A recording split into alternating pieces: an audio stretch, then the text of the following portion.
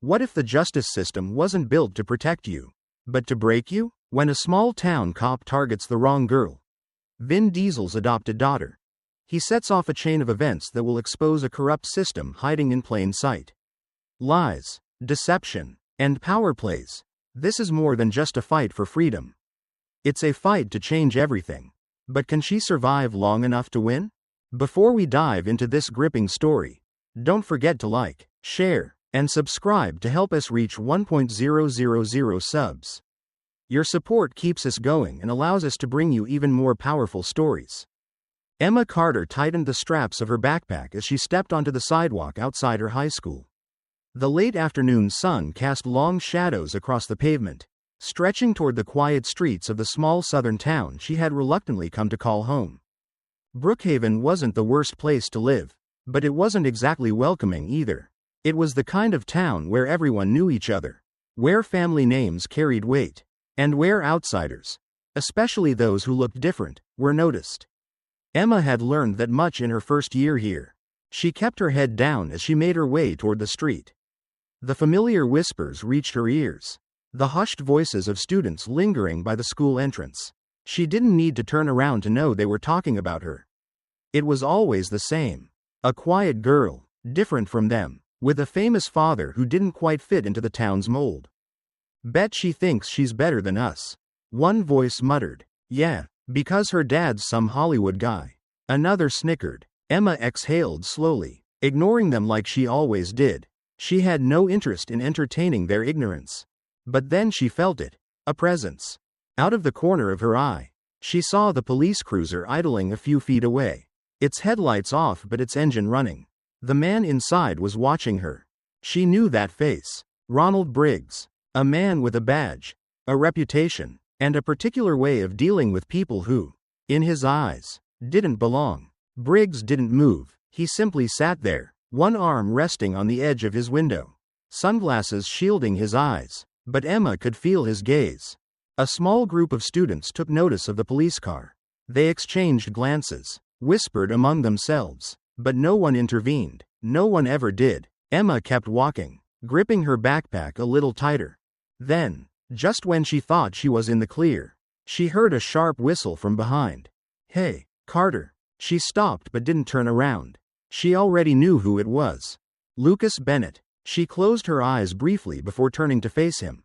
Lucas stood a few feet away, his usual group of friends flanking him. His smirk was lazy, confident. He was tall, broad-shouldered, and came from a family that had lived in Brookhaven for generations. He was the kind of person who never had to worry about consequences. What's the rush? Lucas drawled. Too busy to say hi? Emma kept her face neutral. I've got somewhere to be. Lucas chuckled, shaking his head. Man, you're always so serious. Lighten up. We were just talking about how lucky you are. Emma didn't bite. She had dealt with this before. Yeah, another boy chimed in. I mean, most people like you wouldn't get to live in a place like this.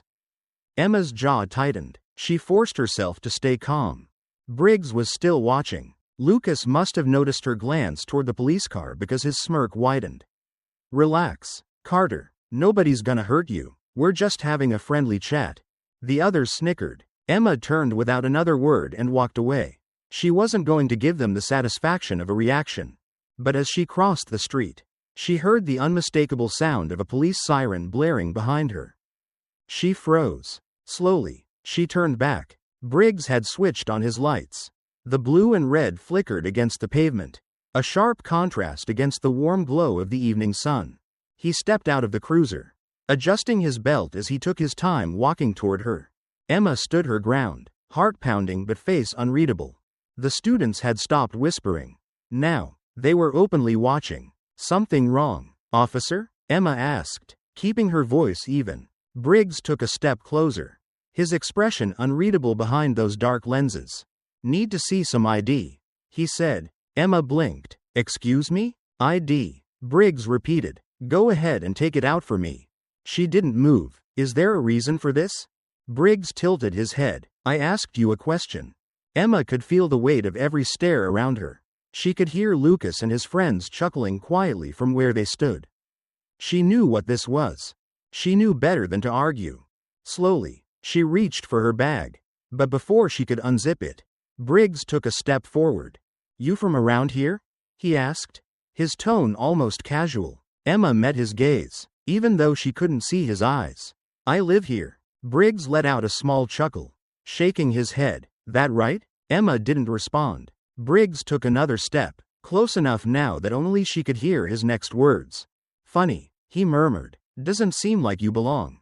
Emma clenched her jaw. A long silence stretched between them. Then Briggs leaned back, cracking his neck as if he had lost interest. "Go on then," he said, waving a hand dismissively. "Get out of here." Emma didn't wait. She turned on her heel and walked away, feeling every pair of eyes on her back. She didn't look back, not even when she heard Lucas laugh. Not even when she felt the heat of anger bubbling beneath her skin. She just kept walking. And Briggs? He stood there, watching, as if this was only the beginning. Emma stood still, her feet firmly planted on the pavement as the flashing lights from Briggs' cruiser painted streaks of red and blue across her skin. The late afternoon air, thick with the scent of warm asphalt, felt heavier now. Around her, students lingered, their hushed conversations blending into a tense hum. Some whispered, others merely watched, their curiosity battling the fear of getting involved. Briggs took his time, adjusting his belt as he approached. He moved with the kind of deliberate slowness that told Emma he was enjoying this. The town's self-appointed enforcer, making an example of someone who didn't fit his idea of belonging. She met his gaze, unwavering, and spoke before he could. "Is there a reason you're stopping me?" Briggs smirked, tilting his head slightly as if amused by the question. "Just a routine check," he said, his voice as casual as if he were discussing the weather. Emma exhaled sharply. "Routine? You stopped me in front of my school. I'm walking home." Briggs didn't blink. "That's so? Then you won't mind showing me some ID." Emma's fingers curled into fists at her sides. She knew this game. If she refused, he'd accuse her of being uncooperative. If she complied, he'd find another excuse to keep this going. Either way, he had no real reason to demand her ID. Before she could respond, a voice cut through the tension. "Officer Briggs," someone called, steady but hesitant. Emma turned her head slightly to see David Harper, one of the school's senior teachers, standing just a few steps away. His salt and pepper hair was neatly combed, his usual warm expression now clouded with concern. Harper cleared his throat, shifting uncomfortably. "Is there a problem here?" Briggs barely glanced at him. "Just doing my job, Mr. Harper, making sure everything's in order." Harper hesitated, then looked at Emma, his jaw tensed as if he wanted to say more. But something held him back. Emma knew what it was. The same thing that kept every other bystander silent.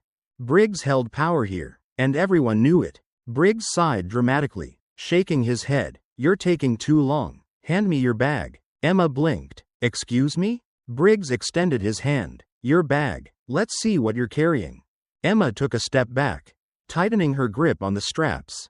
"That's illegal. You don't have a warrant." Briggs chuckled, low and condescending. "Warrant? I don't need a warrant when I have reasonable suspicion." Emma could feel the students shifting, some pulling out their phones. A few had already started recording. Briggs noticed too. His smirk faltered just a bit, but he recovered quickly. "You see," he continued, speaking louder now, making sure his words carried. "People like you always have something to hide. Always making trouble. Always playing the victim." Emma's chest tightened. The air felt thick, suffocating. She had two choices. She could argue, fuel his authority by giving him exactly what he wanted, resistance. Or she could do something he wouldn't expect. She reached into her pocket, pulled out her phone, and dialed. The line rang once before a voice answered. "Hey, sweetheart." The warmth in her father's voice was instant, grounding. Emma pressed the speaker button. "Dad, I'm being stopped by Officer Briggs in front of my school." Briggs' smirk returned. He crossed his arms, unimpressed. "Oh, calling for backup now? That's cute." On the other end of the line, there was a pause. Then, a quiet but unmistakable shift in tone. "Briggs?" Briggs' expression changed slightly, just for a fraction of a second. He hadn't expected recognition. Emma met his gaze. "Yes." Silence. Then, Vin Diesel's voice dropped lower, firmer. "Put him on the phone." Emma extended the phone toward Briggs. He wants to talk to you. Briggs' smirk wavered. For the first time, he hesitated. A few students exchanged glances. They might not have known exactly who Vin Diesel was beyond being a Hollywood name. But they could feel the sudden shift in the air. Briggs finally reached for the phone but stopped just short of taking it. His jaw clenched, and his hand fell back to his side. "This is over," he muttered. Then, louder, "You can go." Emma didn't move. An apology would be nice. Briggs let out a sharp exhale through his nose, anger flashing behind his eyes. "You can go," he repeated, voice tight. Emma didn't push further. She picked up her bag, slung it over her shoulder, and turned away. As she walked past the crowd of students, she could hear them whispering, feel their eyes on her. And behind her, Briggs stayed rooted to the spot, jaw tight, hands clenched, as if he wasn't finished. As if this was just the beginning. Emma sat in the passenger seat, her arms crossed tightly over her chest as Vin drove them home in silence. The hum of the tires against the road was the only sound between them. Normally, her father would have tried to fill the silence with casual conversation. But tonight, he didn't. Maybe he knew she wasn't in the mood. Maybe he wasn't either. She kept replaying the scene in her head. The flashing lights, the condescending smirk on Briggs' face, the way the crowd of students had stood frozen, too afraid or too indifferent to say anything. Vin finally spoke as they turned onto their street. "You okay?" Emma exhaled sharply, not looking at him. "I'm fine." Vin didn't press. He pulled into the driveway, put the car in park, and turned toward her. "No, you're not," he said calmly, "and you shouldn't be." Emma clenched her jaw. It's not like this was the first time. Vin's grip on the steering wheel tightened, his knuckles turning white for a brief second before he let go. "No," he admitted, "but it damn well better be the last." Emma got out of the car without another word, stepping into the warm night air. The sky above was cloudless, the stars barely visible against the glow of streetlights. Inside, she headed straight for her room. She wanted to be alone. She wanted the day to disappear. But as she sat on her bed, staring at the blank screen of her laptop, she knew it wouldn't. This wasn't over. It never was. The next morning, Emma walked to school alone. Vin had offered to drive her, but she refused. If she changed her routine now, it would feel like Briggs had won, and she refused to let him think he had that kind of control over her. But as she turned the corner onto the main road, her stomach tightened. A police cruiser followed her at a steady pace, never getting too close, never falling too far behind. She told herself it was just paranoia, just a coincidence. But then it happened again, and again. By the time she reached school, she was sure of it. She was being watched. Inside the hallways, students moved in their usual morning clusters. But today, there was something different. She could feel it. The stolen glances, the quiet murmurs. She didn't need to ask what they were talking about. The video. Someone had recorded the entire encounter with Briggs, but no one had posted it. Not yet. Emma walked past a group of students huddled near the lockers. One of them, a girl named Ava, met her gaze for a split second before quickly looking away. Emma didn't stop. If they weren't brave enough to stand by her, she didn't care what they thought. But not everyone avoided her. David Harper, her history teacher, caught up to her just before she reached her locker. He was one of the few teachers she actually respected, kind but firm. The type of man who expected students to think for themselves. "Emma," he said in a hushed tone, glancing around before speaking again. "Can I have a word?" She followed him to an empty section of the hallway. His expression was tight, concern creasing his brow. "I saw what happened yesterday," he said. Emma folded her arms. "So did a lot of people." Harper lowered his voice. "I know, and I know it wasn't right. But listen to me. Drop it. Move on." Emma frowned. "Excuse me?" Harper sighed, rubbing the back of his neck. "I've been here a long time. I've seen what happens when people go against certain forces in this town. It doesn't end well." Emma's jaw tightened. "So you're saying I should just let it go?" "I'm saying," Harper hesitated, then exhaled, "I'm saying be careful. Around here, cops do whatever they want, and nobody stops them." Emma didn't respond. She didn't need to. The words sat heavy between them. Harper gave her a final look before walking away. Emma turned back toward her locker. But she didn't get far. Briggs was waiting for her. He stood just outside the school entrance, leaning casually against a pillar, arms crossed over his broad chest. Unlike yesterday, there was no smirk. Instead, he was smiling. It was worse. She walked past him without acknowledging him. But she wasn't surprised when he stepped into her path. "Morning, Carter," he said. Emma didn't stop. "Move." Briggs chuckled, taking a step alongside her. "You got quite a little fan club after yesterday." He mused. "People sure do love a good show." Emma clenched her fists. "I don't have time for this." Briggs ignored her, tilting his head slightly. "You know, I was thinking, maybe I was a little too hard on you. Maybe I should have been friendlier." Emma finally stopped, looking up at him. "What do you want?" Briggs leaned in slightly, his voice lowering just enough for only her to hear. "I want you to be smart," he murmured. "People like you? You don't last long when you make enemies in a town like this." Emma didn't flinch. She stared at him for a long moment before stepping around him and walking away. She could feel his eyes on her the entire time. She didn't look back. By the time the final bell rang, Emma was exhausted. The weight of the day, of the warnings, of the threats, it all sat heavy in her chest. She walked home faster than usual, glancing over her shoulder more times than she cared to admit. The streets were quiet, nothing out of the ordinary. But the unease didn't fade. When she finally stepped into her house, she let out a slow breath, forcing herself to relax, until she saw her bedroom door. It was open. Her stomach dropped. She always closed it. She stepped inside, and her breath caught in her throat. Her desk was a mess. Her laptop had been moved, the screen still on, files open that she hadn't touched in days. Her phone, plugged in beside it, flickered, like it had just restarted. And on her bed, there was a piece of paper. A single sentence, scrawled in sharp, uneven letters. "Stop now or lose more." Emma's blood ran cold. She clenched the note in her fist, her breath coming faster now. She wasn't just being watched. She had been warned. Vin Diesel stood in the doorway of Emma's room, his broad frame tense with barely contained anger. His eyes swept over the mess, her laptop pried open, drawers pulled from their tracks, papers scattered across the floor. The crumpled note in Emma's hand only made his jaw tighten further. Emma knew that look. He wasn't just angry, he was calculating. He stepped inside, took the paper from her hand, and read it silently. Then, he folded it neatly and placed it on her desk like it was evidence in a case. "Tell me everything," he said, his voice controlled but firm. Emma exhaled, rubbing a hand over her face. It had to be them.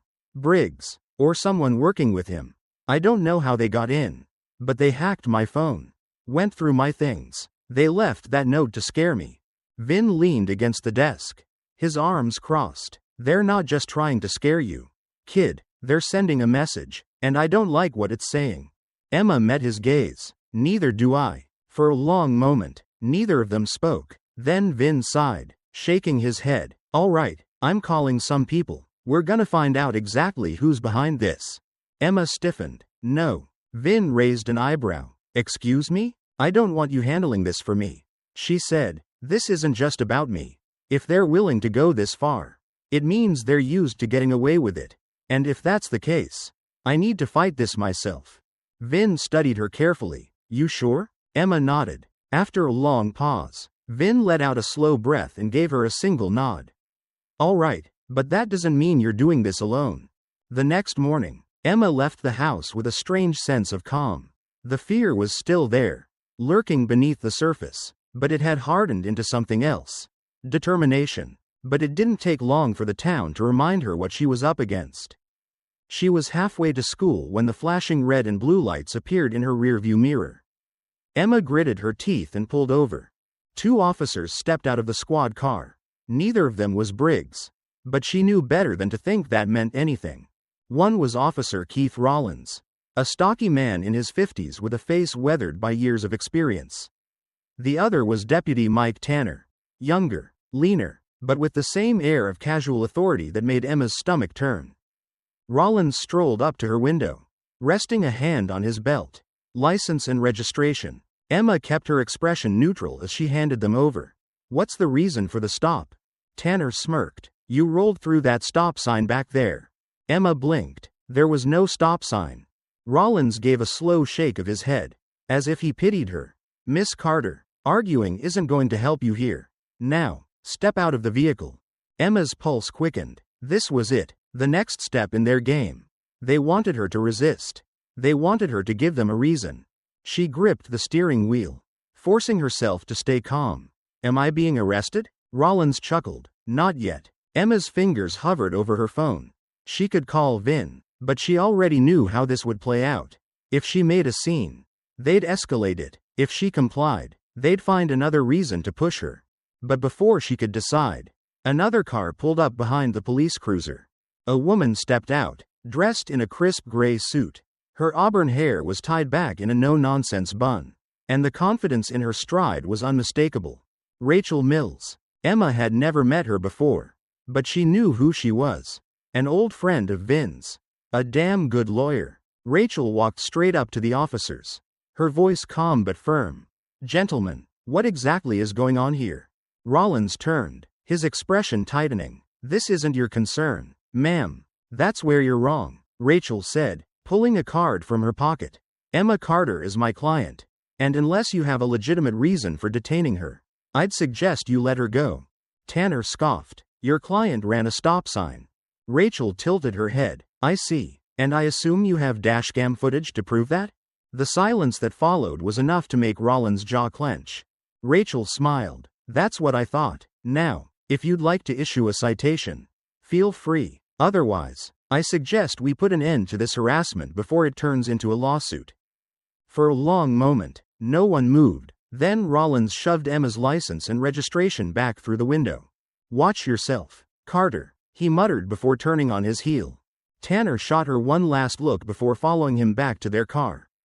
Emma let out a slow breath as they drove away.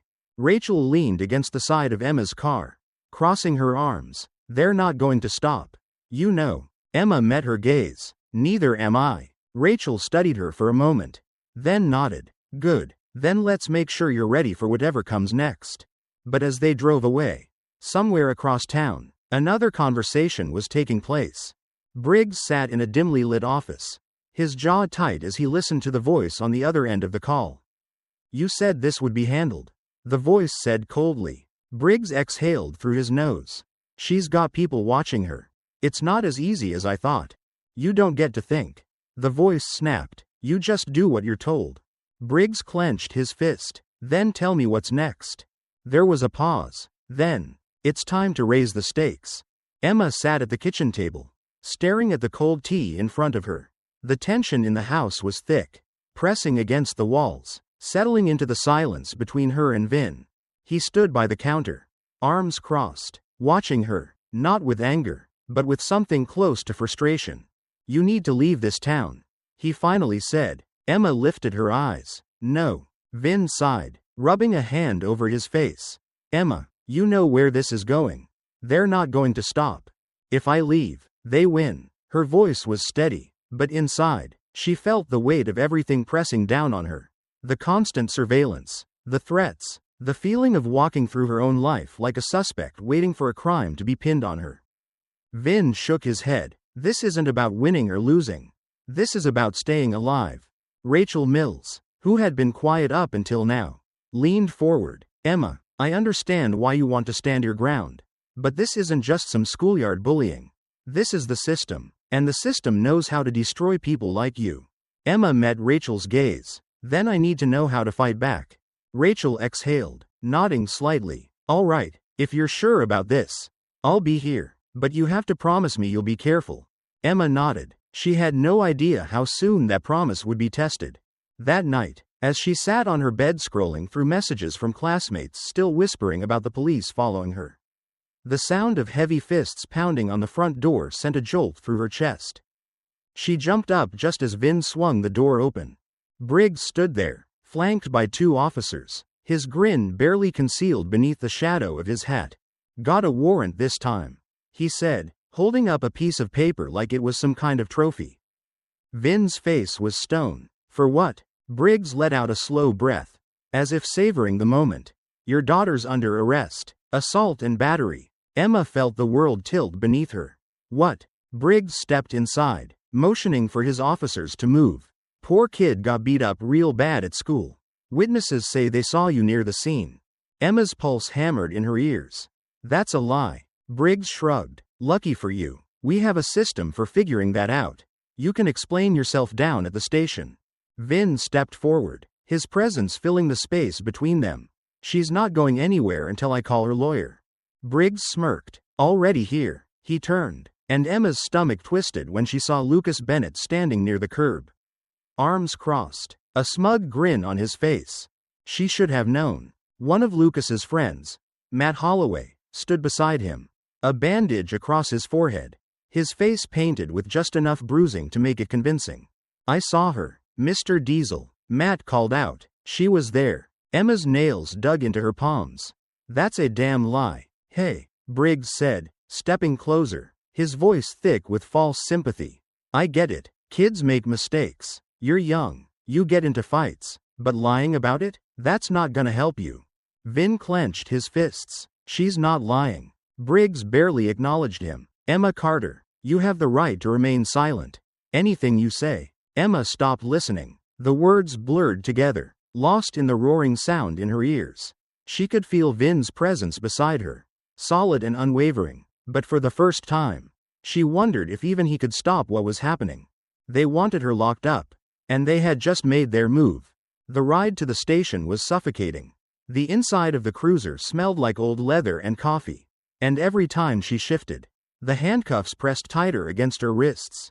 Briggs sat in the front seat, whistling softly. This town has rules, Carter, he mused, tapping the steering wheel. Some people follow them. Some people think they don't have to. Emma stared straight ahead, refusing to give him the reaction he wanted. You could have made life real easy for yourself. He continued, but instead, you had to go and be difficult. Emma clenched her jaw. You're wasting your breath. Briggs chuckled. We'll see. At the station, they walked her through the back entrance, away from any public view. Emma forced herself to stay calm as they processed her, took her fingerprints, snapped a mugshot. She refused to let it sink in.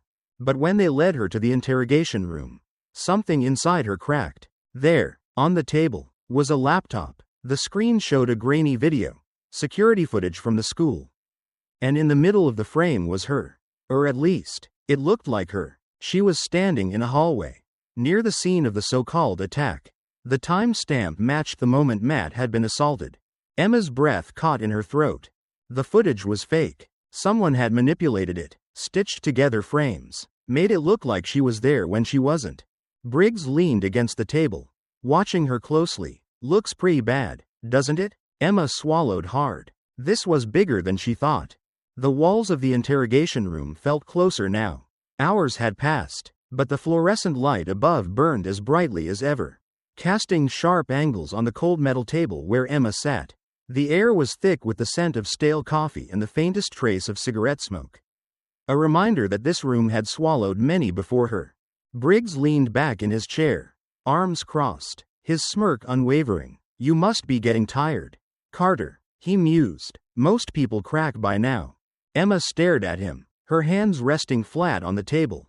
I'm not most people. Briggs chuckled, shaking his head. That's what they all say. He stood up, stretching as if this was nothing more than a casual conversation. We can do this all night, sweetheart, you and me, in this little room, until you decide to make things easier for yourself. The door behind him swung open. A new voice filled the room. That's enough, Briggs. Briggs turned slightly, his smirk fading just a little. Dawson, he greeted, stepping aside. Emma looked up at the man who had entered. Lieutenant Frank Dawson. He was different from Briggs. More controlled, more dangerous. Briggs was a hammer, blunt and reckless. But Dawson? Dawson was a scalpel, precise, calculated, and far deadlier. He took the seat opposite Emma, lacing his fingers together, his expression unreadable. Miss Carter, he said smoothly, I assume you understand why you're here. Emma didn't flinch. I didn't do anything. Dawson tilted his head slightly, as if considering her words. And yet, here you are. She clenched her jaw. Because someone wants me here. Dawson smiled faintly. You're smart. I like that. He leaned forward. Let me give you some advice. The system moves in ways you don't see. It makes decisions before you even realize there was a choice to make. You can fight it, sure, but you won't win. Emma met his gaze, steady and unwavering. That's what people like you count on, isn't it? Dawson exhaled softly, almost amused. You can stay silent, Miss Carter. You can call a lawyer. But let's be honest. Do you really think that's going to change anything? The evidence is against you. The witnesses are against you. The town is against you. That's the reality you're facing. Emma refused to look away. Then I guess I'll have to change reality. Dawson chuckled, shaking his head. I was hoping you'd say that. Makes this more interesting. Emma sat back in her chair, willing her heartbeat to slow. She had expected Briggs to come after her like this. But Dawson? He was something else. He wasn't just another cop abusing his power. He was protecting something bigger. And she needed to find out what. I want my phone call, she said. Dawson glanced at Briggs, who scoffed. You'll get it, when we say you do. Emma gritted her teeth. They were stalling, trying to wear her down. But then, out of the corner of her eye, she caught something on the laptop screen still displaying the surveillance footage. A mistake. The video was grainy, but there was a flicker. A split-second distortion where the pixels blurred unnaturally. Like a bad edit in a movie. Emma narrowed her eyes. The footage had been tampered with. And if she could see it, someone else could too. Briggs, growing impatient, gestured toward the door. Get her out of here. She can sleep on it. 2 officers escorted Emma out, leading her to a holding cell. They thought they had the upper hand. They were wrong. She finally got her phone call 2 hours later. But she didn't call Vin. She called David Harper. The phone rang twice before he picked up. His voice was tight, uneasy. Emma? She gripped the receiver. I need your help. A long pause. Emma. He exhaled shakily. You don't understand what you're asking. She frowned. You saw what happened at school. You know this is wrong. Harper hesitated. You need to let this go. Her fingers tightened around the phone. Why? Because it's easier? Because you're scared? Silence. Then, barely above a whisper, you have no idea what these people are capable of. A chill ran down Emma's spine. What do you know? She pressed. But Harper's voice was hollow now. Distant. I can't help you. The line went dead. Emma stared at the receiver, her heartbeat pounding in her ears. He knew something. And whatever it was big enough to make him afraid. She leaned her forehead against the cool metal of the phone booth, exhaling sharply. If she was going to get out of this, she couldn't rely on people who were too scared to stand up. She had to find her own way. Meanwhile, across town, Vin Diesel sat alone in his office, staring at the folder in front of him. The man who had delivered it had left without a word, his face shadowed under the brim of a worn baseball cap. Vin had waited until he was gone before opening it. Inside was a list. Names, dates, charges that had never made it to court. All people of color, all falsely accused, all victims of Briggs and Dawson. And now, Emma's name was on that list. Vin exhaled slowly, his fingers tightening around the edges of the paper. They thought they could do this to his daughter. They thought they could get away with it. They had no idea what was coming. The chill of the concrete bench seeped into Emma's skin. But she barely noticed. She had been awake for hours, lying in the dimly lit holding cell, listening to the faint echoes of movement in the station. Every so often, a door creaked open or footsteps shuffled down the hallway. But no one came for her. She refused to let the silence break her. The weight of what had happened, the false accusations, the rigged evidence, the threats, sat heavy in her chest. But beneath it, something else burned, a slow, steady fire. She wasn't done. On the other side of town, Vin Diesel sat in his home office, his fingers resting on the edge of the folder that had been delivered the night before. He had read through it twice already, but the words still sent a sharp current of rage through him. 10 names, 10 lives torn apart by the same system now trying to take down his daughter. Falsified charges, missing reports, people arrested and locked away without anyone asking questions. And then there was the recording. Vin pressed play, his jaw tightening as the muffled voices filled the room. Briggs first. We got a problem.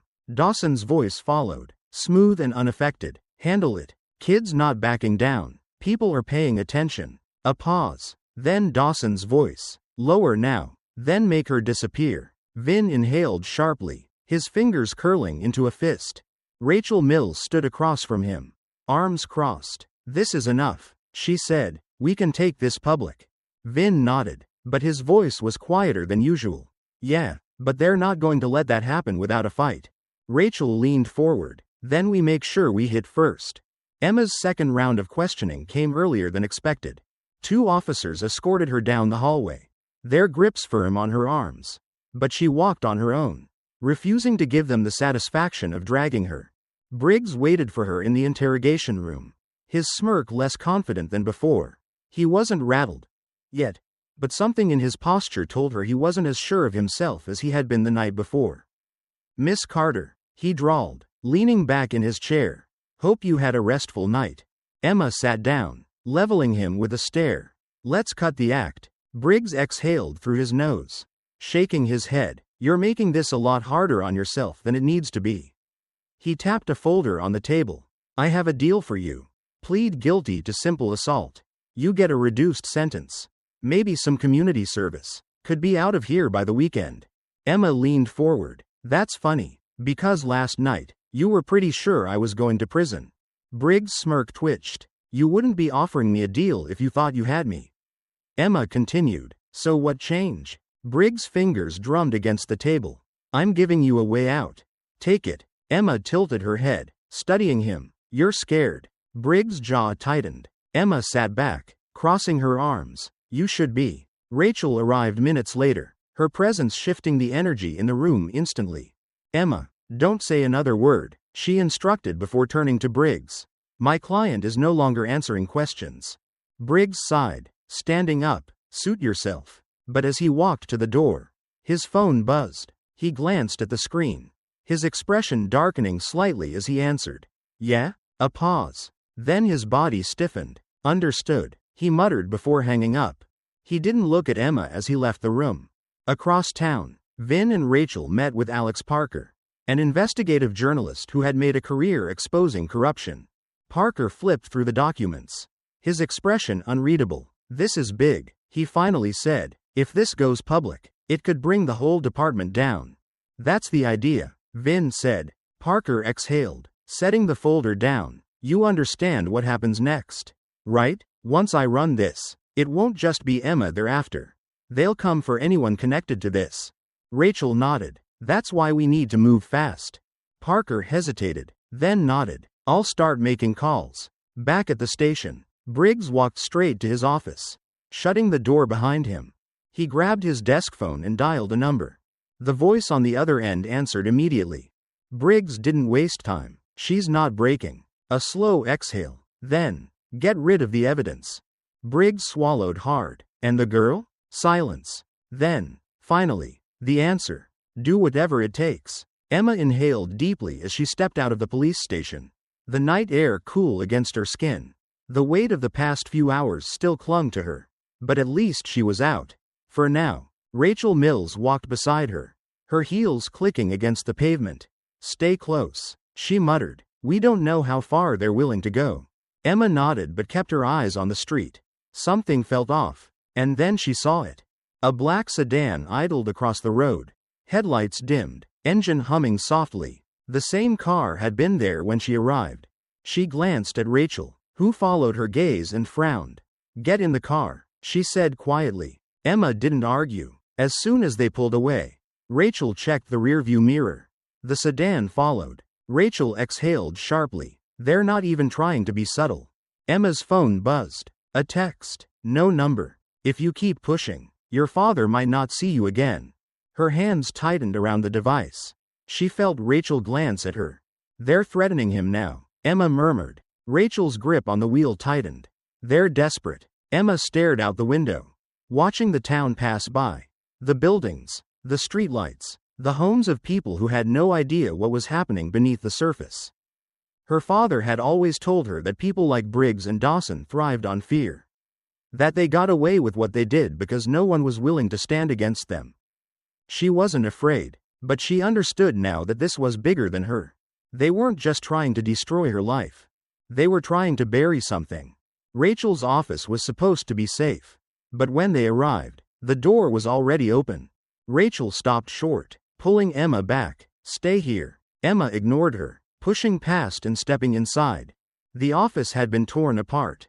Papers littered the floor, drawers yanked open, a filing cabinet tipped over. The air smelled like stale coffee and desperation.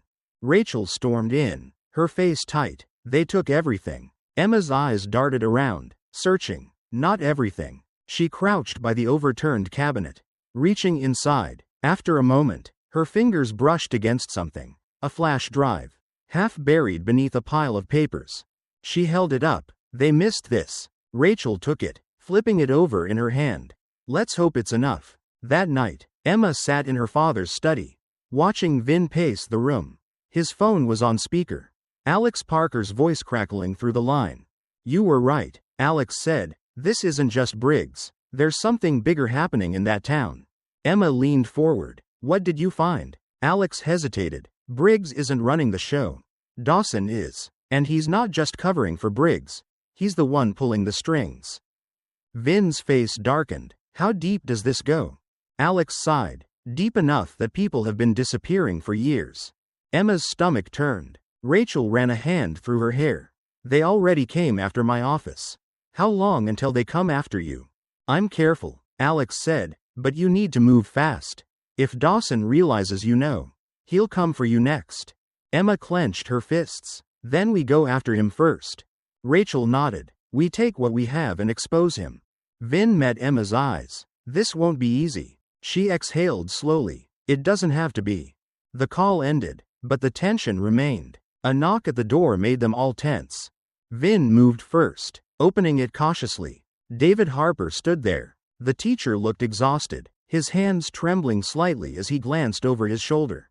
"I need to talk," he said. They let him in, and he sank into a chair. "I should have spoken up sooner," he admitted. "I was afraid." Emma sat across from him. "Afraid of what?" David swallowed. "Years ago, I saw something I wasn't supposed to see. A boy. His name was Marcus Reed. Was arrested for a crime he didn't commit. The evidence was fake. I knew it was fake. But Dawson, he made sure it didn't matter." Rachel's eyes narrowed. "What happened to Marcus?" David looked down. "No one knows. He never made it to trial." Silence filled the room. Vin spoke first. "You think Dawson killed him?"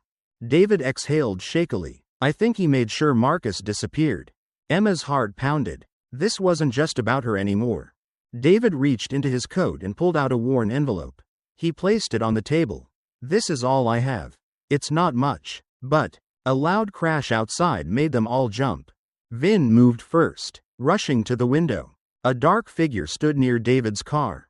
The windshield shattered. David shot up, panic flashing across his face. "They know I'm here." Before anyone could react, another noise filled the air. Gunfire.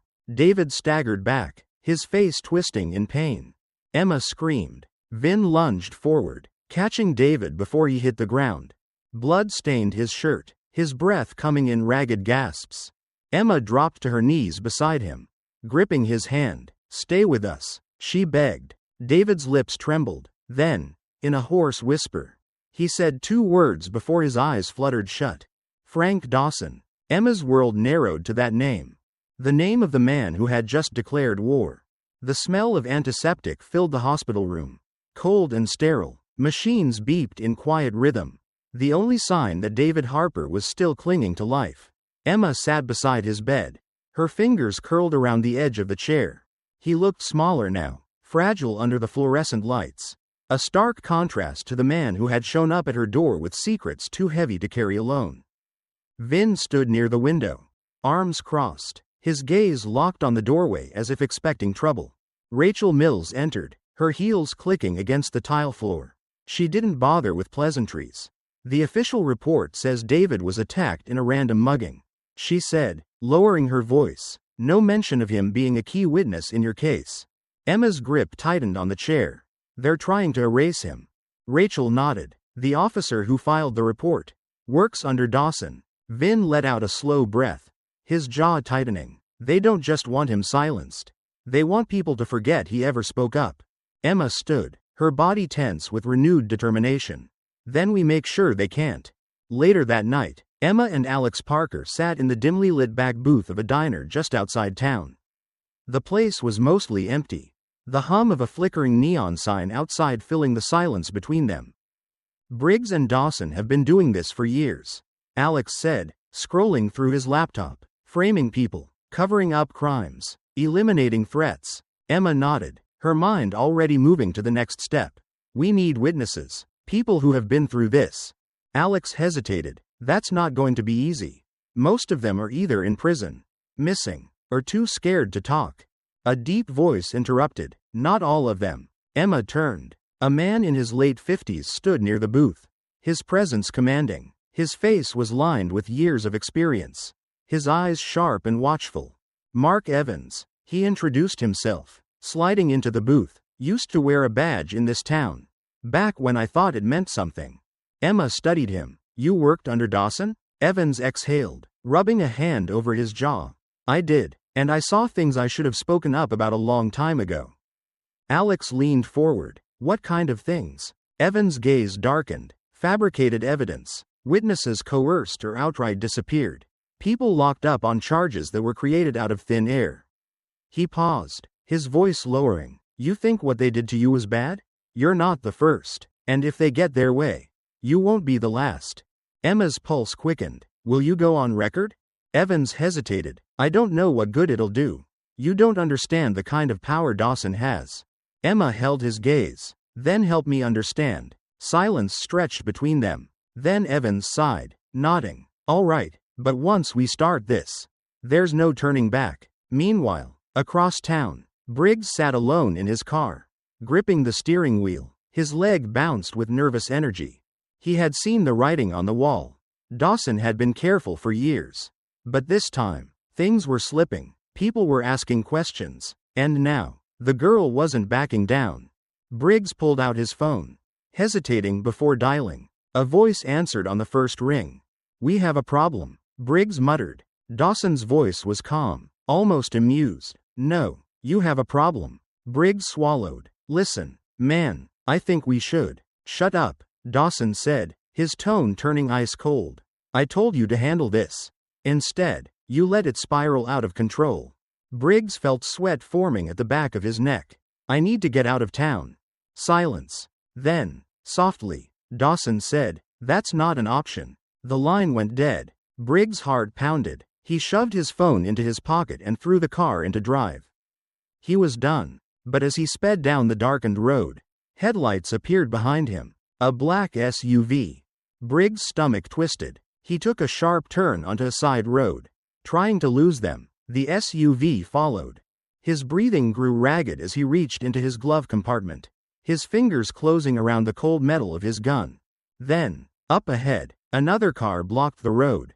Briggs slammed the brakes, his tires screeching against the asphalt. Before he could react, doors opened, figures stepped into the headlights. And leading them was Dawson. Briggs' blood ran cold. Dawson took a step forward, his face unreadable. I told you to be loyal. Briggs' fingers tightened around his gun. I did everything you asked. Dawson exhaled slowly, almost regretfully. Then you should have done better. A single gunshot echoed into the night. The morning air was crisp, the sun barely breaking over the horizon when the news hit. Briggs was dead. They found his body slumped inside his car on the outskirts of town. A single bullet wound to the head. The official statement called it a suicide. The department wasted no time pushing the narrative. Disgraced officer. Guilt-ridden. Took his own life. Case closed. Emma stared at the news report on her phone, her jaw tightening. This isn't a suicide, she muttered. Vin paced behind her, his anger barely contained. Of course, it's not. They cleaned up their mess. He exhaled sharply, running a hand over his head. Emma, I need you to listen to me now. You've done enough. You got further than anyone thought possible. But this just proved what I was trying to tell you. These people will kill to protect themselves. She set the phone down and turned to him. Then we hit harder. Vin's expression darkened. You don't get it, do you? You think Dawson doesn't know you're coming for him? Briggs was disposable. You're not. Emma held her ground. That's why we don't stop now. Briggs was executed because he became a liability. Dawson is scared. That means we have an opening. Rachel Mills sat across the room, flipping through a folder. Emma's right. Dawson is scrambling, and I think we have something that can push him over the edge. Vin shot her a sharp look. What do you mean? Rachel placed a USB drive on the table. Briggs was careful, even when he was following orders. He knew Dawson would turn on him one day, and he was smart enough to keep proof. Emma grabbed the USB and plugged it into her laptop. The audio file inside was only a few minutes long, but the moment Briggs' voice filled the room, a chill ran down her spine. He thinks he's untouchable. Briggs' voice crackled through the speakers. Dawson's been running this town for years. You either play by his rules or you disappear. I did things for him, things I ain't proud of, but you don't say no to him. Not if you want to keep breathing. Silence. Then another voice. Dawson. Briggs. You worry too much. No one's going to dig up anything on us. We control the evidence. The courts. The damn newspaper. For God's sake, you think some scared kid or washed up journalist is going to take us down? Emma's heart pounded. Rachel smirked. This is enough to ruin him, but not enough to put him behind bars. We need more. Alex Parker's voice came through the speakerphone. His tone urgent. We're sitting on a bombshell. But if we publish without an undeniable confession, Dawson will spin it as a smear campaign. We need something he can't walk away from. Emma took a deep breath. Then we set a trap. That night, Emma sent a message to Dawson. She kept it simple. We need to talk. No cops. No reporters. Just you and me. You know where. Dawson responded within minutes. Tomorrow night. Parking lot behind the old mill. Come alone. The bait was set. The next evening, Emma stood under the flickering street lamp, hands shoved into her pockets to steady them. The wind carried the scent of rain. The pavement damp beneath her feet. Then headlights cut through the darkness. Dawson stepped out of the black SUV. His movements slow, controlled. He adjusted his suit jacket. His gun holstered at his side but clearly visible. You're braver than I thought, he mused, approaching her. Or dumber. Emma didn't flinch. I wanted to give you a chance. Dawson scoffed. A chance for what? She shrugged. To walk away. He chuckled, the sound low and condescending. That's cute. Emma tilted her head. Briggs thought he was untouchable too. For the first time, Dawson's smirk faltered. Emma pressed on. How long do you think it'll take before your friends turn on you? Before they realize you're the weak link? Dawson's jaw tightened. You have no idea who you're dealing with. Emma took a slow step forward. I know you killed Briggs. I know you've been covering up your crimes for years. And I know, right now, you're wondering how the hell I got the nerve to stand here and say it to your face. Dawson's patience snapped. You think you can win? He spat. I own this town. The police. The courts. The mayor. You name it. You're nothing. Girl. Just another loudmouth who thinks she's different. But you? You won't be the first one to disappear. Emma didn't blink. Say that again. Dawson sneered. You won't be the first one to disappear. His words echoed across the empty lot. And then, a phone buzzed in his pocket. Dawson frowned, pulling it out. His face paled. Emma smirked. You should check the news. Dawson's fingers trembled as he clicked on the notification. Live broadcast. Corruption in law enforcement. An exclusive investigation. The video played. His own voice filled the air. You won't be the first one to disappear. The color drained from his face. His eyes snapped to Emma. His breath ragged. You little. Sirens wailed in the distance. Emma took a step back, tilting her head. You were saying? Dawson's hand moved toward his gun. But before he could reach it, flashing red and blue lights flooded the parking lot. Multiple squad cars screeched to a stop. Officers poured out, weapons drawn. Lieutenant Frank Dawson, one of them shouted. Drop your weapon and put your hands up. For the first time, Dawson looked afraid. Emma watched as he hesitated, his brain scrambling for a way out. But there was none. Slowly, he raised his hands. As they cuffed him, Alex Parker's voice came through the live broadcast. Tonight, justice may finally come to a town that has lived in fear for too long. The question remains. How deep does this corruption go? Emma exhaled, feeling the weight lift from her chest. It wasn't over.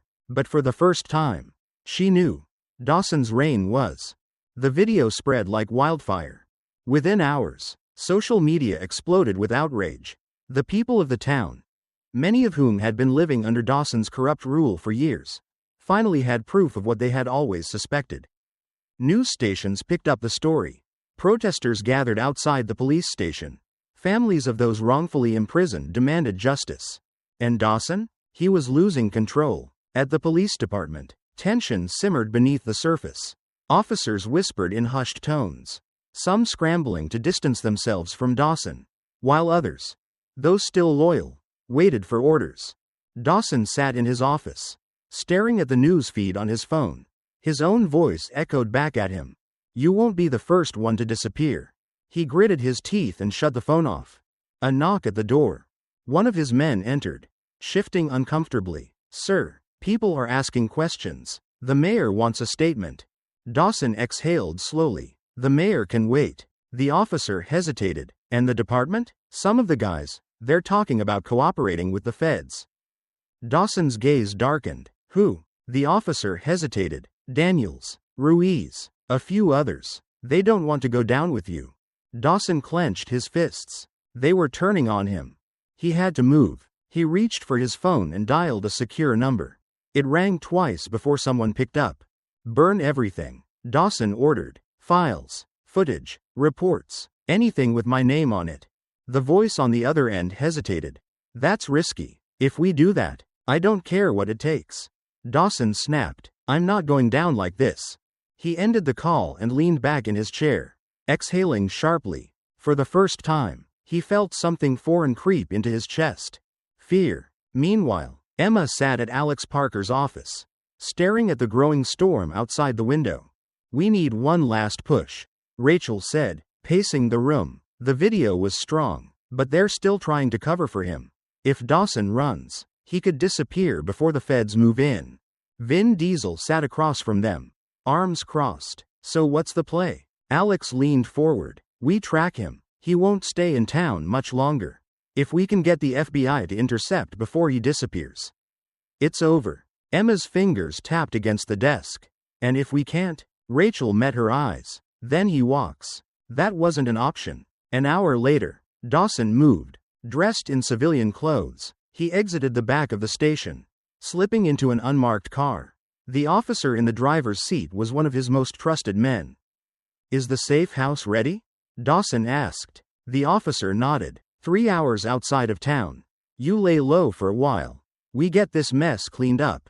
Dawson smirked. "Good." The car pulled out of the parking lot. Unbeknownst to him, another vehicle followed. Emma and Vin tailed them from a distance. Rachel in the passenger seat monitoring the GPS tracker Alex had managed to attach to Dawson's car earlier. "This is it," Rachel murmured. "He's leaving town." Vin's grip tightened on the wheel. "Tell me the FBI is ready." Alex's voice crackled through the speakerphone. "They're in position, but we need to make sure he doesn't realize what's happening until it's too late." Emma watched Dawson's car ahead of them. A man like Dawson wouldn't surrender easily. The minutes stretched as they followed the vehicle onto an empty stretch of road outside town. Then, blue and red lights flooded the night. FBI vehicles blocked the road ahead. Dawson's driver cursed and slammed the brakes. Dawson's eyes widened. No, no, no, no. Doors flew open. Armed agents swarmed the car, weapons drawn. "Dawson," a voice boomed. "Step out of the vehicle. Hands where we can see them." For the first time in his life, Dawson hesitated. Emma watched from the distance, her heart pounding. She could see the moment reality sank in for him. Slowly, Dawson pushed the door open and stepped out, his hands raised, but his face twisted with fury. Then, his eyes locked onto Emma's car. He saw her, and for a brief second, their gazes met. The same man who had once controlled this town, who had operated in the shadows without fear, now stood under the blinding glare of FBI lights, completely powerless. His lips curled in hatred. Emma didn't look away. She didn't need to, because this time, he was the one with nowhere to run. The walls of the holding cell were dull, lifeless, and smelled of years of unspoken confessions. Dawson sat on the metal bench, staring at the floor. He wasn't in cuffs, But he might as well have been. The weight of the situation pressed against his chest like a vice. The town had turned against him. The FBI had him in their grasp. And worst of all, that girl, Emma Carter, had won. His lawyer had assured him they could fight this. That there were still people in power who wouldn't let him fall. But Dawson wasn't stupid. He had been on the other side of too many cases to believe in blind optimism. Emma Carter had thrown the first punch. The real war was about to begin. Across town, Emma sat on her couch, phone in hand. The messages had started rolling in an hour ago. Some were simple, anonymous numbers sending vague warnings. You don't know what you've done. Others were more direct. If you think this is over, you're wrong. She had expected backlash. After all, Dawson had spent decades making sure the system worked for him. He had allies, both in uniform and in politics, who weren't ready to let him go down without a fight. Vin stood near the kitchen, arms crossed. His expression was unreadable, but Emma knew him well enough to sense the storm brewing beneath. This is what happens when you expose powerful people, she said, setting the phone down. Vin exhaled. You did what you had to do. But you need to be smart about what happens next. Emma met his gaze. You think I should back off? Vin shook his head. I think you should be ready for them to hit back. The courtroom was packed. Reporters lined the benches. Spectators whispered amongst themselves. The energy in the air was tense. Expectant. Rachel Mills sat beside Emma at the plaintiff's table, reviewing notes one last time. Across the aisle, Dawson's defense team, 6 men in expensive suits, spoke in hushed voices. The judge entered. All rise. Emma's heart pounded as the trial began. Rachel opened strong, laying out the case in meticulous detail. She presented the recorded confession, the pattern of fabricated evidence, and the testimonies of former victims. The defense, as expected, pushed back. They claimed the recordings were illegally obtained, that Emma had a vendetta against Dawson, that the FBI's investigation was rushed and incomplete. They're going to try to discredit you, Rachel had warned her, make you look like a child playing hero in a world you don't understand. Emma wasn't intimidated. When it was her turn to take the stand, she spoke with unwavering conviction. I didn't come here because I want revenge, she said, looking directly at the jury. I came here because if I don't, it will keep happening. It has kept happening for years. I'm not the first person Dawson has tried to silence, but I am going to be the last. Some members of the jury nodded. Others remained unreadable. The defense countered with their own witnesses, officers who insisted Dawson had only ever done what was necessary to maintain order in the town. A retired police chief claimed Dawson was a victim of cancel culture, a man whose reputation was being destroyed over misunderstandings.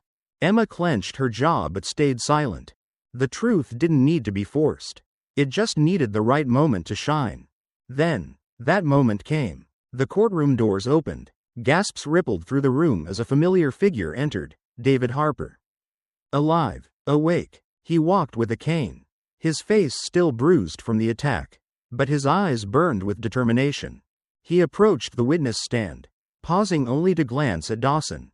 Dawson stiffened. Harper turned to the judge. I'd like to testify.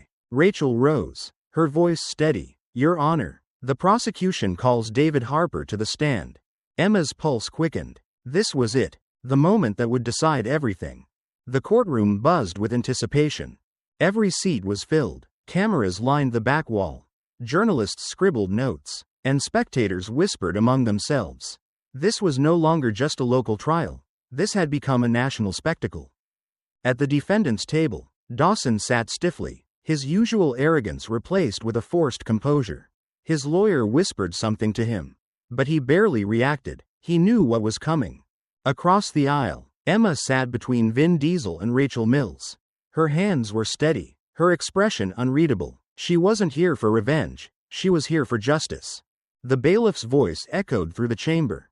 All rise. The judge entered, an older man with deep lines of experience on his face.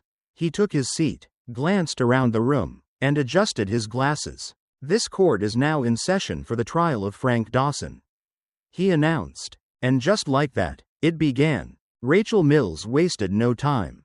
She stood confidently before the jury, her voice firm. This case is about corruption.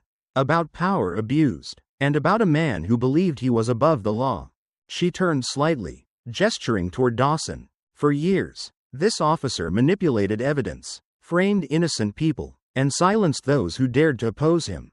But today, we have something he never expected. We have the truth. The defense attorney smirked. He rose slowly, buttoning his suit. Ladies and gentlemen of the jury, he began, his voice smooth. I ask you to remember one thing. My client did not act alone. The system he operated in has existed for decades. He was a soldier following orders. A man doing what he was trained to do. Emma's jaw clenched. The defense wasn't going to prove Dawson's innocence. They were going to justify his crimes. But Rachel was ready. One by one, she called her witnesses. A former officer spoke of how Dawson pressured him into falsifying reports. A young black man testified about being wrongfully arrested under Dawson's orders. A mother wept as she described how her son was framed and imprisoned for a crime he never committed. Then, it was Emma's turn. She stepped onto the stand, meeting Dawson's gaze head-on. Miss Carter, Rachel began, can you tell the jury about the day Officer Dawson first targeted you? Emma took a deep breath. He stopped me outside my school. No reason, no crime. He searched my bag, insulted me, made it clear that I wasn't welcome in my own town. She paused. And when that didn't break me, he tried again. He framed me for a crime I didn't commit. He used his power to turn my life into a nightmare. Rachel nodded. And did you do anything illegal, Miss Carter? Emma met the jury's eyes. No. And did Officer Dawson ever have any evidence against you? Only the evidence he created. Dawson shifted in his seat. The defense attorney stood. Objection. Speculation. The judge nodded. Sustained. Rachel didn't flinch. She turned to Emma. Do you believe Officer Dawson was acting alone? Emma hesitated. No, she said. I don't. Silence. Rachel looked toward the courtroom doors. Your Honor, the prosecution would like to call one last witness. The doors opened. A hush fell over the room as David Harper stepped inside. Dawson's face drained of color. Harper walked slowly, his cane tapping against the floor. He reached the witness stand, adjusted his glasses, and cleared his throat. Rachel approached. Mr. Harper, can you tell the court why you're here today? Harper looked at Dawson, then back at the jury. I was afraid, he admitted. For a long time, I saw what happened to people who spoke up. But I can't stay silent anymore. He reached into his jacket and pulled out a folder. This, he said, is the real reason Frank Dawson is on trial today. Rachel took the folder, flipping through the pages. What is this, Mr. Harper? Proof, he said. Proof that Dawson isn't just one bad cop. He's part of something much bigger. Rachel turned to the judge. Your Honor, this document contains classified reports Dawson tried to destroy. Records of an organized effort to suppress investigations into police misconduct. It shows exactly how many cases he and his associates have buried. Gasps rippled through the courtroom. The judge frowned, glancing at the defense. Counselor, do you wish to respond? Dawson's attorney stood, adjusting his tie. Your Honor, this is highly irregular. We were not informed of this evidence prior to trial. Rachel smiled faintly, because Mr. Harper was in a coma. Your Honor, but now, he's awake, and he's ready to speak. The judge nodded. Proceed. Rachel turned back to Harper. Mr. Harper, can you confirm that these files contain evidence of Dawson's role in manipulating cases? Yes, Harper said firmly, and not just his. These documents name multiple officers, some of whom are still in power. Dawson shot to his feet. This is a damn setup. The judge banged his gavel. Sit down, Mr. Dawson. Dawson's lawyer pulled him back into his seat, hissing something under his breath. Rachel turned back to the jury. The defense would have you believe that Dawson was a victim of circumstance. That he was just following orders. She let the weight of the moment settle. But the truth is, he wasn't just following orders. He gave them. He built a system designed to silence, oppress, and destroy people's lives. She stepped back. And now, it's time to make sure he never does it again. The jury murmured among themselves. The judge leaned forward, preparing to adjourn for deliberation. But before he could speak, another voice cut through the tension. The court will recess for further review of this new evidence, he declared. due to the introduction of previously undisclosed documents. The defense has requested a delay. I am granting a temporary hold on proceedings until a full review can be conducted." A stunned silence followed. Emma turned to Rachel. "What just happened?" Rachel clenched her jaw. "Someone is pulling strings behind the scenes." Emma's stomach dropped. Dawson wasn't the only one who needed to be taken down. This fight wasn't over. Emma sat at the dining table, staring at her phone screen. The judge had declared a recess. And the longer the delay, the higher the chance Dawson would escape justice. Her gut told her that someone powerful, was pulling strings to protect him.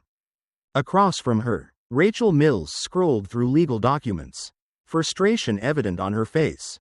"There's a name missing from these records," she muttered. "Who the hell ordered the delay?" Vin Diesel leaned back in his chair, arms crossed. "Someone high up," he said. "Someone who thinks they're untouchable." Emma exhaled sharply. "Then we take this fight somewhere they can't control." Rachel looked up. "What do you mean?" Emma met her gaze. "We go public." 30 minutes later, Emma and Alex Parker sat in front of a camera, a microphone between them. The room was dimly lit, the only light coming from the glow of a laptop screen. On the other end of the connection, thousands of people were already tuning in. The livestream title was simple: "The Truth About Dawson." Emma took a deep breath, then started speaking. "For the past few weeks, I've been fighting for my life. Not just against one corrupt cop, but against a system designed to silence people like me. They arrested me without cause. They fabricated evidence. And now, when justice is within reach, they're trying to bury it again." She paused, letting the weight of her words settle. "But I won't let them." Alex tapped a few keys, bringing up a folder of files.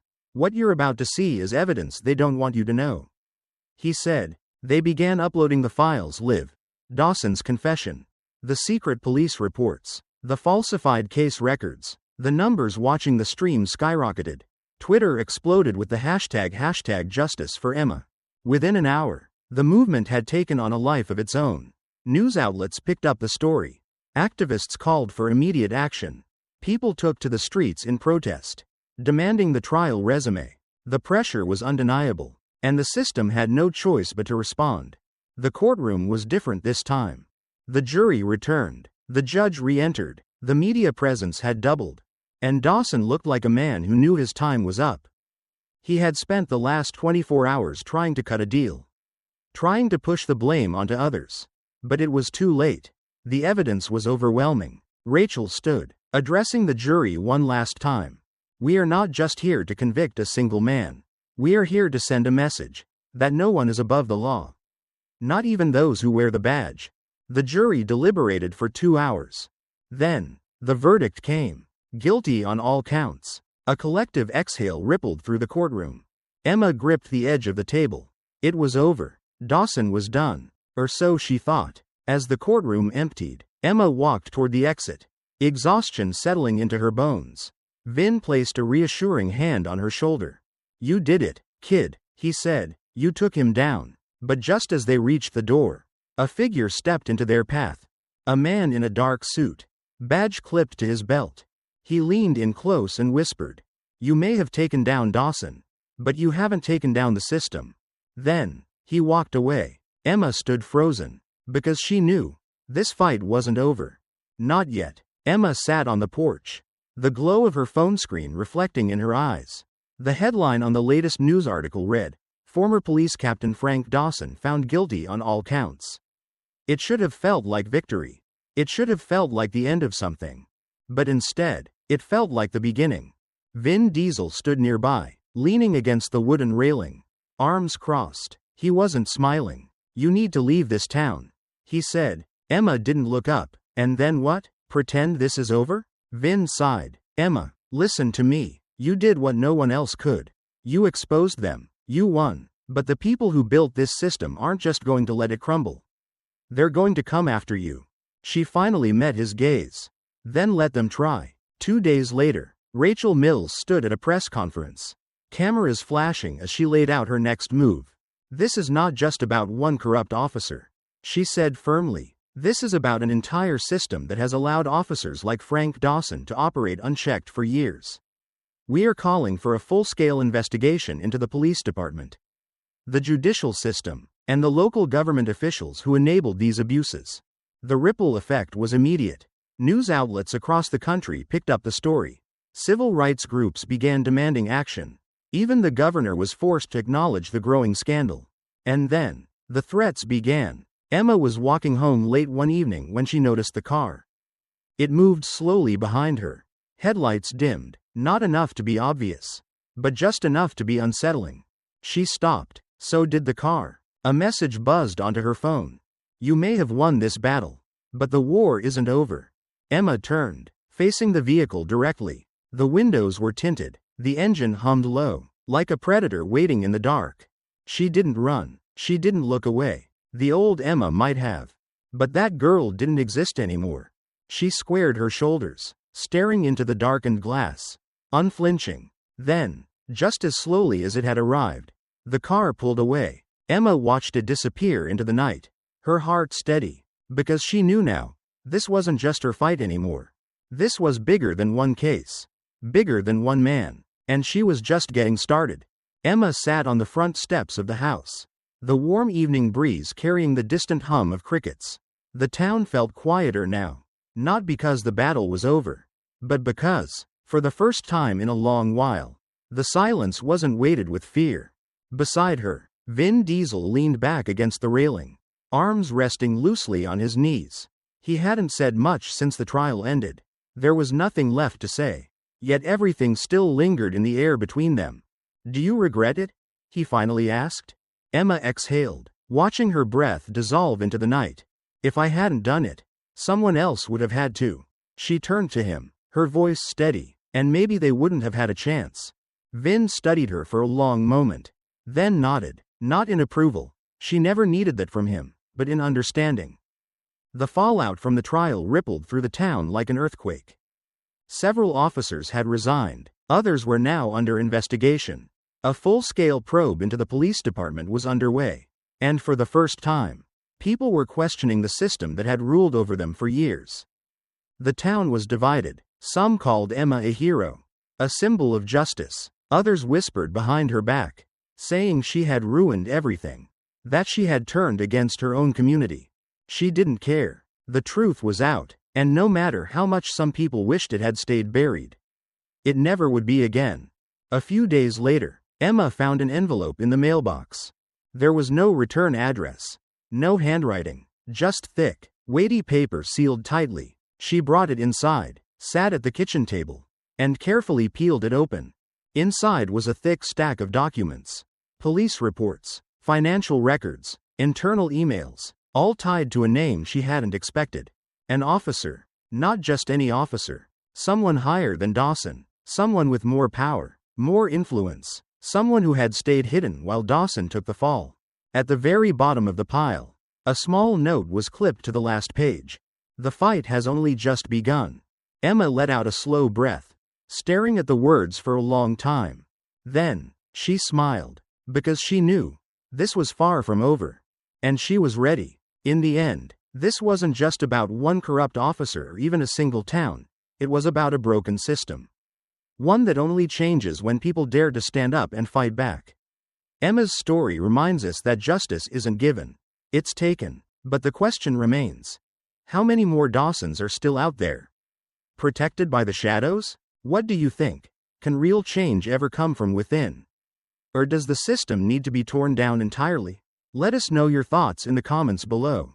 And if you want more stories that expose the truth, don't forget to subscribe to Covert Truths. We've got plenty more to uncover.